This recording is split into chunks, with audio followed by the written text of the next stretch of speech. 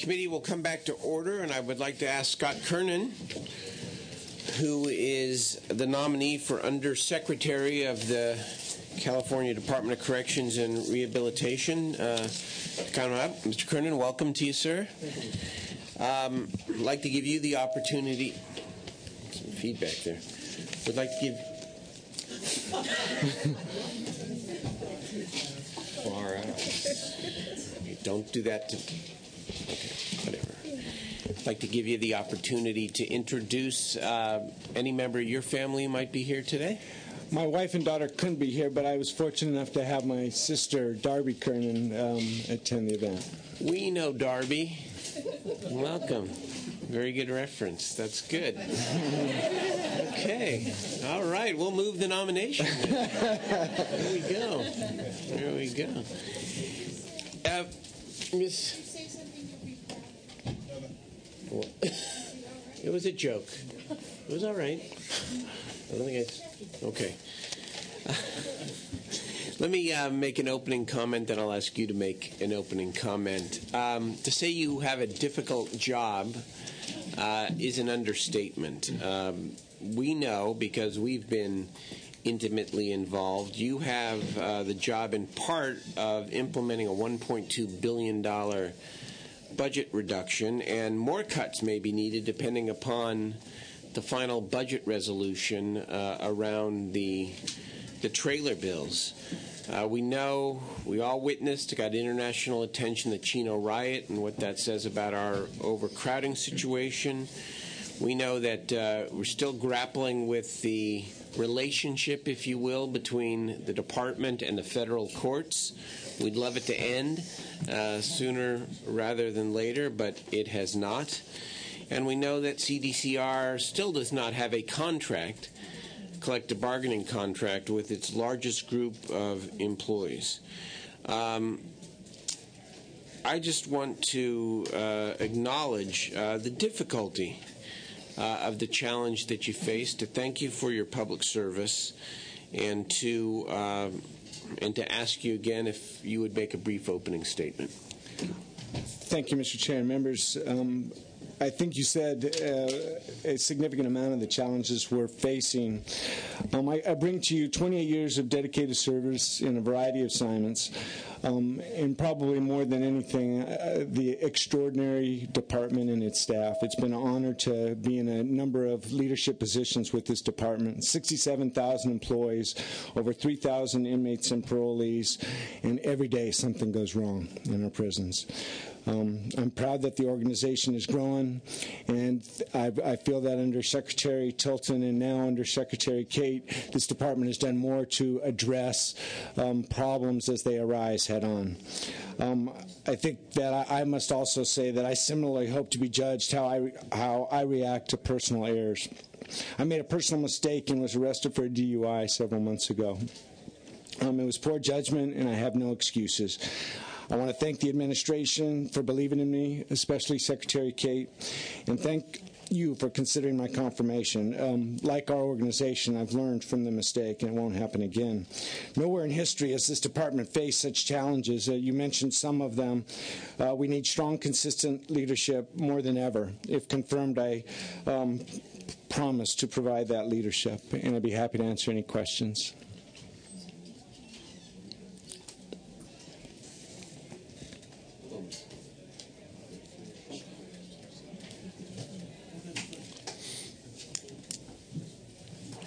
Okay, thank you. Thank you very much. I do have a few questions to ask you about some of the challenges that I mentioned in my opening statement. And the first question really is about to understand the furlough effect on CDCR and on the budget. Your employees are being allowed to bank their furlough time, correct? In the institutions, yes. Right. And your staff, some members of your staff, have told the Senate Office of Oversight and Outcomes that every banked furlough hour is worth about $34.90. And as we do the basic math, This means that from February to July alone, 1.35 million furlough hours are being banked by corrections personnel, totaling $47 million. Are you calculating, do you agree, first of all, with the estimate? And secondly, are you calculating these costs into your budget projections? And what does that mean for us together as we continue to grapple with the difficult economy and our responsibility to balance the budget? Clearly, Senator, it's a long-term liability for the department. The furloughs, the staff are working posted positions that, the inmates must be fed, they must be taken to medical, so we cannot grant them the furlough days. In fact, they don't have sufficient time now to take all the leave. So it is definitely a liability into the future. What it does do in today's dollars is it provides savings to this department today. And so really it's deferring a liability into the future and giving us dollars today while the economy is in the situation it's in. And when is so do you have a projection as to when this liability, the $47 million, which will grow, obviously, because we're now into the month of September, when that gets paid off and what we can expect in terms of additional budget problem for, say, 2009-10, 2010-11, 11-12, and beyond? Well, my understanding is if in fact the staff that work our prisons are required to take that leave before it expires, 2 years out, 3 years out, that's when the debt will come due. If that's permitted to go out through their retirement and they're permitted to take the time, it would be sequentially out over 20, 30 years. Okay. I want to ask you about the Division of Juvenile Justice, which we talked about in my office as well. And this is a continuing theme of my concerns, and I know the Rules Committee concerns, about what we consider to be, frankly, a part of your operation that does not get sufficient attention. And I want to read just briefly from the latest report from court experts on juvenile mental health in the system. They say that the mental health court experts have identified the implementation of an effective treatment program for suicidal and self-harming behavior as one of DJJ's highest priorities. Inexplicably, 3 years after a proposal for implementing treatment for suicidal and self-harming behavior, youth are denied effective treatment. Meanwhile, DJJ's de facto approach is highly destructive, consisting of isolative confinement, physical force, and chemical agents. One more excerpt. During this round of site visits, the mental health experts have regularly observed the absence of organized rehabilitation and treatment programs. Each mental health professional uses a unique approach, which results in idiosyncratic and disjointed treatments. Now, you know that in my public service, I've spent a lot of time working on issues relating to mental health and trying to build effective mental health treatments. And I must say, this bothers me, and ought to bother every Californian.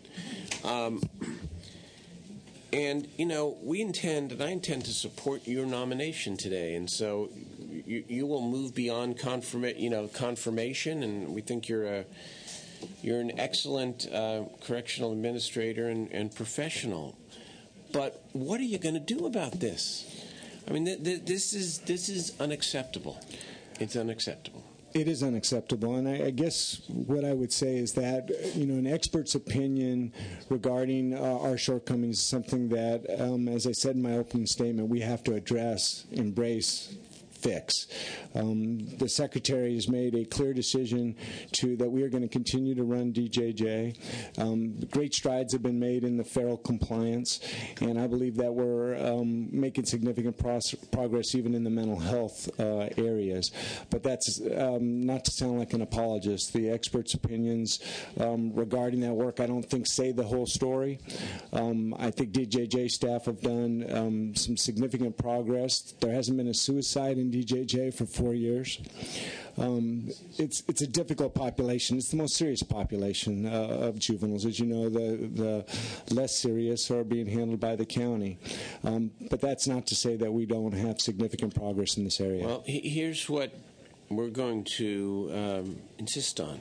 Over the fall, I'm going to ask my Public Safety Chair, Senator Leno, my Budget Subcommittee Chair, Senator DeSaulnier, to hold interim hearings on this specific issue and to work with you to establish, again, we use this so often, especially when it comes to corrections, benchmarks and timetables so that we see these issues addressed in a much more aggressive way, and we will bring you back and back and back and back again until we can say together that that this isn't occurring anymore. I look forward to the opportunity, and as I know the Secretary does, of telling our story. Thank you. Thank you very much. Questions? Senator Dutton. Yeah, I want to thank you for being here today, and maybe you can help shed some light on some things that we're trying to grapple with, get our hands around. And taking a look at the operations for corrections and so forth, I've been having a real hard time trying to really get a firm grasp on numbers, expenses. I'm getting the feeling like maybe there's nobody really knows, and so maybe you can help shed some light on what's going on, because obviously the numbers that we're talking about are mind-boggling. But I dealt with this because I've been on Sub 4. I remember Senator Machado was when we were working on reentry facilities, and there's a Stockton facility that 4 years ago we actually gave approvals and so forth, and my understanding is we're still not open yet with that facility, and it's run into some roadblocks. Can you kind of explain to me what's going on? Well, so all of the progress for AB 900 in the construction, it's been challenged in the courts, and those challenges have just recently been resolved. The funding that's impacted all of California, and the bond market has been impacted. That hasn't given us the money to go forward with the construction necessary to convert that facility to reentry. Yeah. Now, my understanding the lawsuit was filed down there, though, was a CEQA challenge. I believe there's a series of lawsuits, including the whole constitutional issue related to a TIPS lawsuit on bonds for the use of construction. Okay, and so, but I understood that there was some environmental issues that it was challenged on. I believe that there is some. There wasn't litigation. a full-blown environmental impact report done or something, and that was filed by the guards, I understand. That's my understanding as well. And yet, they're the ones that keep telling me we're overcrowded too, and we need more facilities. Yes, sir. So, okay. Just wanted to make sure that I had that right. But that's been 4 years in the process, right? We've also been trying to get a handle on. They're talking about early release of the low-risk offenders. Turning them loose. Now, within the prison system, though, your low-risk offenders are the ones that also, do a lot of things around the prisons. They, work in the kitchens. They do other kinds of yards because they're low risk, and they can be able to help maintain things and actually even learn trades in some cases and so forth. Now, if we let them all out, now you're going to have to replace it with something. I don't think you're going to replace them with the high risk. So are we going to contract out or hire out? Do we have to hire people? And has that been taken a look at as the offset? There's no contemplation of hiring contractors by them. If anything is true, the department's going to have to adjust to try to address these significant crises. A $1.2 billion cut in our operations is going to have some huge impact, literally to the bone of this department. So the only way you can do that safely is to reduced population. And so there'll be a number of operational challenges that this department will face and face every day to try to address how we're going to maintain our prisons. But I'm confident that the reduction of non-serious, non-violent, non-sex offenders and the dollars that go with that is the only sensible, good public safety policy decision. You still have the same amount of facilities to maintain, and that's the same regardless if you've got one inmate or if you've got 1,000 inmates. You still have a facility that needs to be maintained. Yes, sir.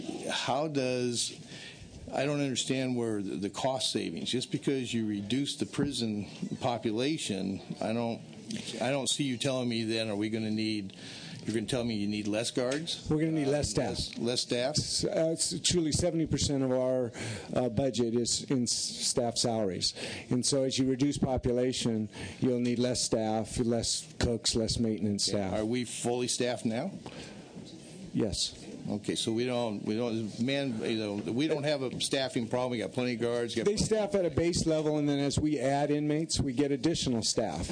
It's those additional staff as we get back to a base level that we will be able to reduce to save money. Okay, so if you're fully staffed now, that means we let inmates out. We're going to also then lay off guards and other personnel? You know, the firm reality of our environment today with, again, the $1.2 billion reduction is that there's going to be a reduction of staff. We haven't built a prison in a decade and a half in California as the population's increased. AB 900 hopefully will provide construction into the future, several years into the future, that we would be able to use these staff. But there's going to be some very painful situations as we try to grapple with this huge budget cut. Okay, let's talk a little bit about the makeup of our inmate population. I've been trying to get a grasp on exactly what makes up the inmate population. What age brackets, because people keep talking about 80-year-old inmates and things like that, and I can't find that person. But nobody seems to really know. Now, the closest number I've come up with is somebody indicated about 3% of the population is 60 and older. And I don't remember who gave me that number. I'll get it to you for a minute. But when you take a look at 60 and older, that means you have probably less than 5,000 inmates that are above 60. When you start taking a look at that, I don't know where all these low-risk offenders are coming from, but I'm not so sure that I'm having a hard time grappling it. The other thing, we also took a look at trying to get some information, because I figured, well, let's take a look at what's in our hospitals or in our medical cares, the inmates that are in some type of incapacitation through our medical, and I couldn't get that either. But then the thought dawned on me, I can get a hold of the receiver, because certainly we're paying him plenty of dollars. He should know who they are. And we've got like 28 of those, and that's 28 individual bodies. But even under that scenario, the serious offenders are 9, and you got 19 non-serious, non-violent offenders. We're still a far cry from 27,000. So I'm having a hard time getting a grasp on what that true makeup is. And the only thing I've been able to come up with so far is there was a SAC-B article that kind of broke them down as to what the makeup would be, but I haven't been able to get any kind of analysis on other proposals that I know are out there. Can you maybe shed some light? Well, Senator, I certainly think we can give you the demographics of the population, and certainly in a population of about 168,000, I'm not sure where the receiver would come up with 19 inmates that are medically infirm. I evaluate compassionate releases on a regular basis for the department, and almost every week, a couple come through my desk. There's a lot of inmates sitting in prison beds in hospitals, in our hospital prisons throughout the system. But I think the infirm and the elderly and the non-serious, non-violent, non-sex would require us to do a thorough review to ensure that they're meeting that criteria, both medically and custodially. Well, anyhow, I'll be more than happy to share you the information that they've furnished us, and you can, tell me where, because that's my problem. I'm having trouble grasping the numbers when the numbers I'm being given, it kind of makes you wonder. We must have horrendous outpatient situation of every inmate in the entire system must be going to some doctor someplace at all times in order to reach the kind of dollars that we're currently spending. So that's the reason I'm having a hard time grappling with with that particular numbers. You're familiar with the audit that with the state audit that was just done with the CDCR? Yes, sir. That was released just a couple days ago. It indicates in here that while corrections expenditures have increased by almost 32% in the last 3 years, now we aren't talking about current year, the inmate population has actually decreased by 1% during that same period of time. So, okay, we've seen a 32% increase and a 1% decrease. Is that all medical? In my opinion, it is 95% medical. Okay, so we have a declining enrollment, more or less, happening in our state prison system, just like we do with our education system right now. Is that kind of what's happening? We've taken a number of steps to reduce population, both administratively, evaluating parole discharges, and ensuring better participation in education programs where inmates are getting day for day, and that has resulted in a slight decrease of population on the short term. Okay.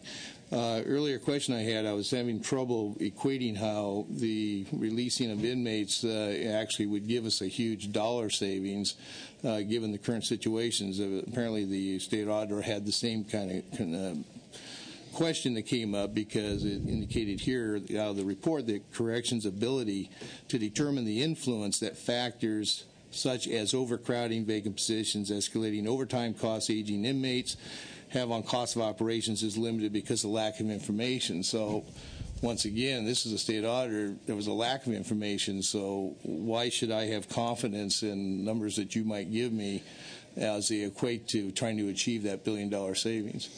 I mean, that's a fair question, Senator. I know that the state of California hasn't invested in the infrastructure to provide us the tools at our prisons to do an analysis. We have recently implemented a computer, an IT solution called BIZ, and we have SOMs coming on that would give us the ability to give more credible information on a regular basis. But the state of California hasn't invested in that infrastructure, and so we do have struggles trying to get the analysis and information that leaders in the legislature and elsewhere feel comfortable with. That's not to say that it's not without. We provide regular reports to the legislature on our expenditures, and so I think we do have a good tracking of where our money is going. But it is always, the state auditor would like to get further deeper into that analysis, and vacant positions and changing environment out there, especially in the prisons, occurs every day. So it is a difficult thing to grapple with and get our hands around for sure. Well, that's what makes it tough for me. I'm kind of a bean counter by trade myself, and so when I try to come up with workout plans, things like this, I got to kind of get a grip on the reality, financial reality, so I can come up with a plan of action to improve things, because otherwise I'm starting to feel like I'm just spinning my wheels here. And so I got a concern. Overtime was also something that was noted in there. There was almost 28,000 correctional officers paid in fiscal year 07-08, and that's more than 8,400 of them earned pay in excess of the top pay rate for officers, 2 ranks. So if they do the early release, we don't have an overtime problem anymore. Is that what? Certainly overtime release. A lot of that overtime is related to medical guarding and vacant positions and other factors, sick leave. Some steps have been taken to curtail the use of sick leave, and actually overtime has been greatly reduced in that particular area. But there is no doubt that the federal receivership and the increased medical emphasis in our prisons has resulted in significant medical guarding and transportation costs that have increased overtime. Okay. All righty. Done. Thank you very much, Senator Dutton. Through questions. Senator Onstead. Just one. Is it time to take back ownership of the state prison health care system? Has not the receiver done his job, and it's time for him to leave? I think I would respond to that the Secretary and the receivership, there's been a renewed relationship that's been much more cooperative as we've worked through issues. And when the prior receiver came in, it was pretty hard knocks, perhaps rightfully so. He came in and dictated to the department and set us back some. This new receiver is working with the Secretary very cooperatively to try to address the issues, and I think responsibly. There's certainly some significant debate about, how we're going to fix the medical department, medical and dental for that matter. But I think that the relationship has improved drastically in the last few months. But you didn't answer my question. Is it time to end the relationship and let's take back ownership in our problem? I guess from my operational perspective, we have 21, I believe it is, class action lawsuits that dictate to us every aspect of our business. And so from my very humble perspective, we should not have the courts dictating to us how to run our business. So the direct answer to your question is yes. Is everything fixed as it relates to medical and dental services out there? I don't think so at this point. And we're working to hopefully get the receiver out of our business at some time in the near future. Thank you. All right. Witnesses in support of the nominee.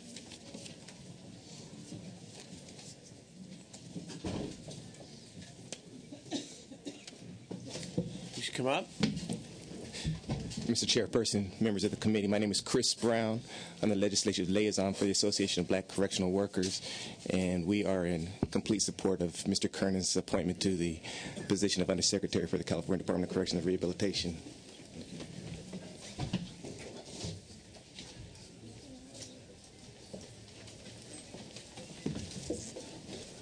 Good afternoon. Thank you. My name is Chris Gohl. I'm a correctional lieutenant here with CCSO, the California Correctional Supervisors Organization. I appreciate the time to come here and speak before you. I did have a speech, but I'll keep it brief. Again, I can't say anymore how much we appreciate and need Scott Kernan. His leadership, his ethics, his morale. He has a great ability to lead staff and hold staff accountable. Again, on behalf of CCSO and on a personal note, I think it's, Scott is certainly the right person for this job. So thank you. Thank you. Thank you. Next. Fill the chair. There's 2 or 3 microphones, so come on up and get ready to speak. My name is Dave Skaggs. I am the president of the Associated Chaplains of California and State Service, and we are here to support Mr. Kernan's confirmation.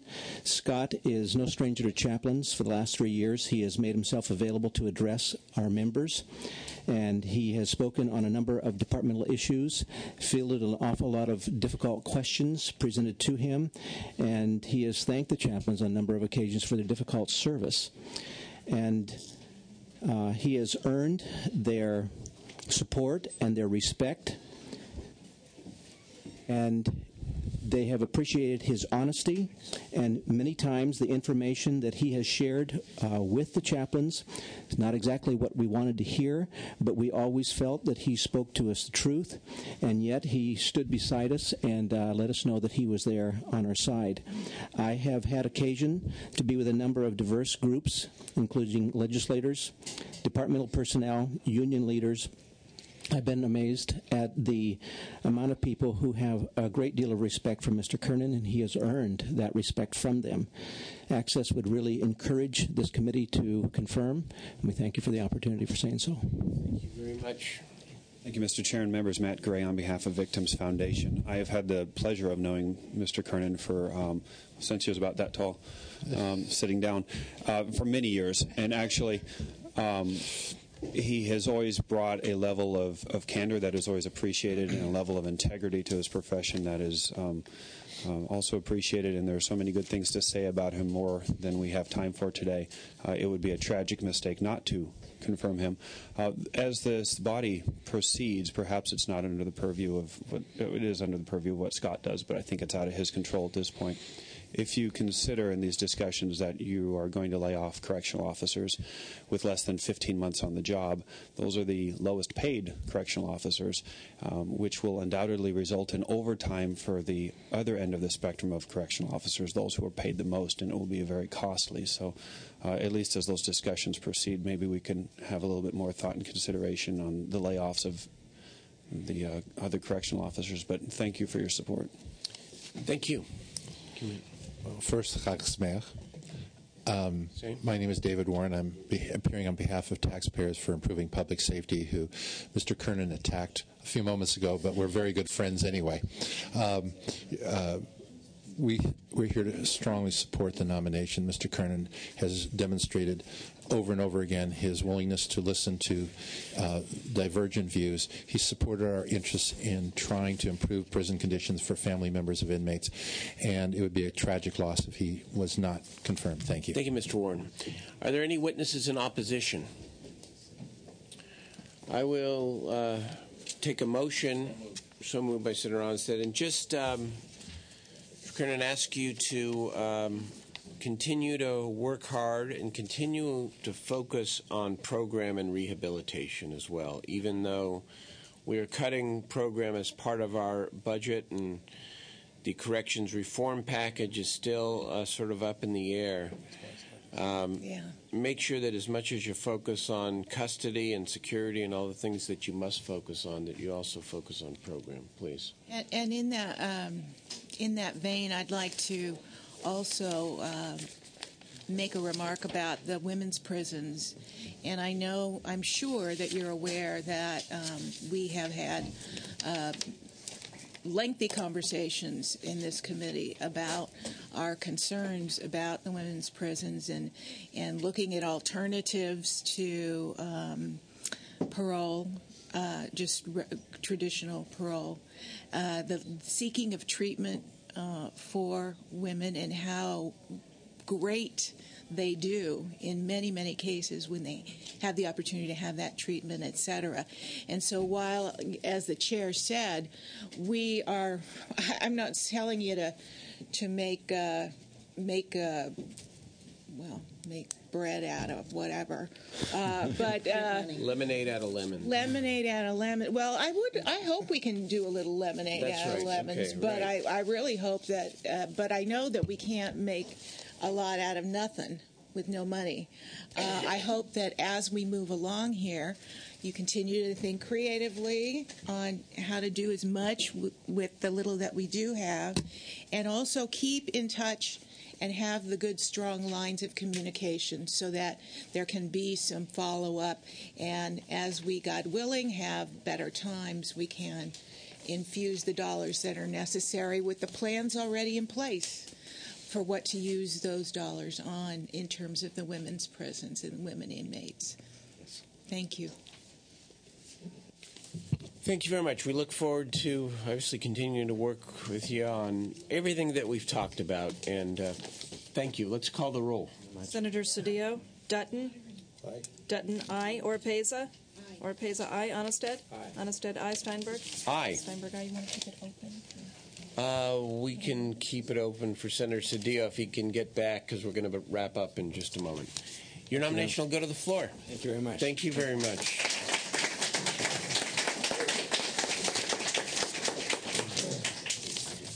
Very good. Let us move through the remainder of the agenda. Bill reference pack. If I can find it. All right, we've got a bill reference packet here. File item. I followed this. Did you want on your agenda? Oh, yeah. Here you go. Thank you. Sorry. File item 1, reference of bills. Is there a motion? So moved. Moved by Senator Dutton. Please call the roll. Senator Cedillo, Dutton. Aye. Dutton, aye. Oropeza. Oropeza, aye. Onestead. Onestead, aye. Steinberg. Aye. Steinberg, aye. All right, file item. God.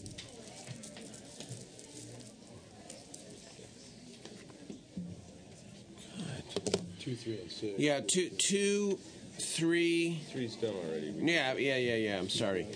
2, 6, 7. 7, we've got. I'm going to 7. Okay, let's say 2, 6, 8, 9, 10, 11, 12, 13, 14, 15, 16, 17. 8 through 17. They're going to hold off on 8 and 9. That's what we just said. 8 and 9. No, you're holding off on 8 and 9. Okay. So 10 through 17, 2, 6, and then 10 through 17. 2, 6, and 10 through 17. Is there a motion? I'm sorry, which one? 12, 12, 10, 11. 13, you take them off too. 2, 6, 10, 11, 14, 15, 16, and 17. 14 through 17. Is that all right? Mm-hmm. Please call the roll. Senator Cedillo. Dutton. Aye. Dutton, aye. Oropeza. Oropeza, aye. Onnested. Onnested, aye. Steinberg. Aye. Steinberg, aye. Can we take the others together? Yeah. Okay, So that would leave. Let's just see if we can. This is like 6 that is done. 2 memory is game done. here. 10, 11. How about 7, 8, 9, 7, 12, and 13? 12 and 13. Is that right? 7, 8, 9, 12, 13. Moved by Senator Oropeza. Okay.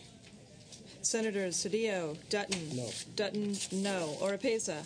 Oropeza, aye. Onnested. Onnested, no. Steinberg. Aye. Steinberg, aye. It's on call, and we're going to need Senator Cedillo here. Got some walk-on stuff. We have some walk-ons.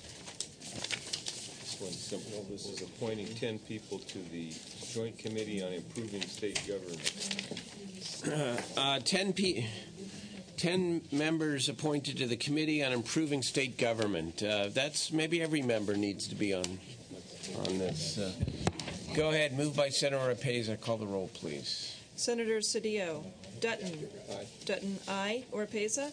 Oropeza, aye. Onnested. Aye. Onnested, aye. Steinberg. Aye. Steinberg, aye. That passes. We'll leave the roll open. One more walk-on, which is from Senator Cedillo requesting that SCR 59 be taken up without reference to file.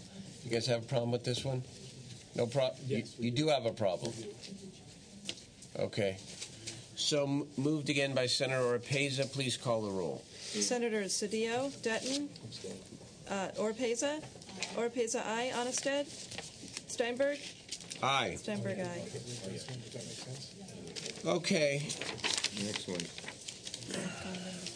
2910 referral to B&P. 2910 referral to B&P. This is the Skinner Bill, AB 560. Please call the roll. Senator Cedillo. Dutton. Aye. Dutton, aye. Oropeza. Oropeza, aye. Onnested. Aye. Onnested, aye. Steinberg. Aye. Steinberg, aye.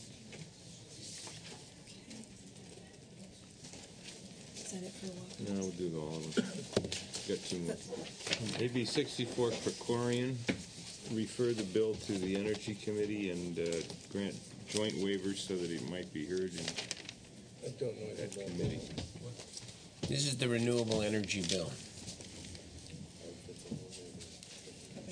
Yes, please. What kind of rule waiver are they?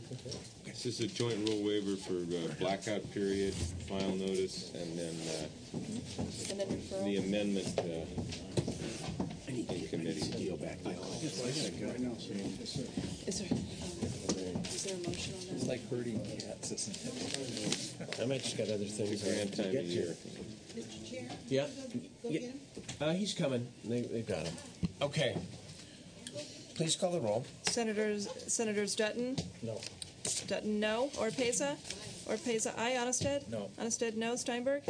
Aye. Steinberg, aye. Do you have another? We just referred AB 1506 to the GO committee. They are requesting a waiver of the joint rules so they can add it to an agenda that they had for a hearing tomorrow. So it would be a waiver of 61A, 12, and 62A. Senators Cedillo. Dutton. No. Dutton, no. Oropeza. Oropeza, aye. Onnested. Onnested, no. Steinberg. Aye. Steinberg, aye. That's it. Okay, do we need to keep... We need to keep the committee in order, obviously, until 7. We need to keep it warm. We need to keep quorum. Okay, would you? Can you stay, Jim? He's coming. Would you mind closing it out? I'd appreciate it. I just have to run to. Thank you. Thank you. I just have to run to a water stuff that's blowing up a little. So. Oh yeah, she'll have the roll over here that I didn't leave anything.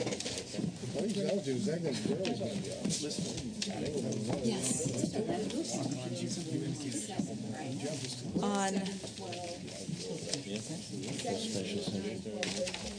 This is, I would remind everyone, our last rules hearing for the regular session. I anticipate that we will reconvene, however, during the special session. So thank you to the staff, to the tremendous staff led by Nettie and thank you, Greg, and really it's been quite a ride. Very interesting. And the sergeants, of course, who keep us safe. And to Ina, whose birthday it is today. Oh, is it? And to our trustee assistant, Jane, thank you for helping us run this so efficiently. My pleasure. And we will see you all very soon. Have a great summer, everybody. Thank you, Mr. Chairman. I think you've done a great job. Oh, thank you. Cedillo is on. He's off on everything, so, except for the horn. He voted on the horn, but he needs to be added to everything else. All right, thanks. Number 7. Where's my agenda?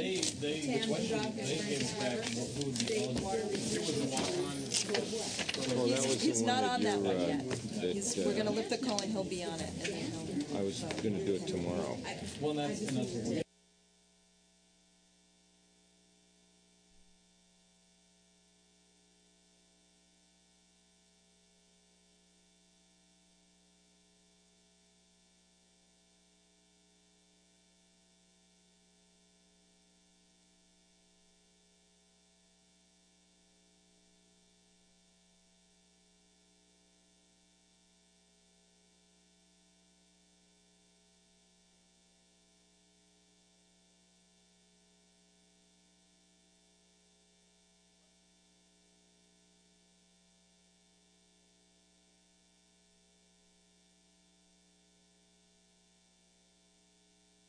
go Yep, through why it. don't you just go down? through every vote. Yep, and let okay. this for him.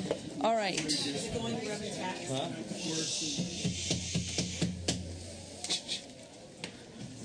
Okay. Appointee Kernan. Current vote is 4-0. Senator Cedillo? Aye. Cedillo, aye. 5-0, that's out. Reference of bills. Current vote is 4-0. Senator Cedillo? Cedillo, aye. Item number 2, 6, 10, 11, 14, and 17. Current vote is 4-0. Cedillo? Aye. Cedillo, aye. Items 7, 8, 9, 12, 13. Current vote is 2-2. Senators Cedillo? I'm voting with the chair. Cedillo, aye. Walk-on number 1. Current vote is 4-0. Cedillo? Aye. Cedillo, aye. Walk-on number 2. Current vote is 2-0. Senator Cedillo? Voting with the chair. Cedillo, aye. Walk-on number 3. Current vote 4-0. Cedillo? Cedillo, aye. Cedillo, aye. Another walk-on, number 4. Current vote is 2-2. Cedillo? Voting with the chair. Cedillo, aye.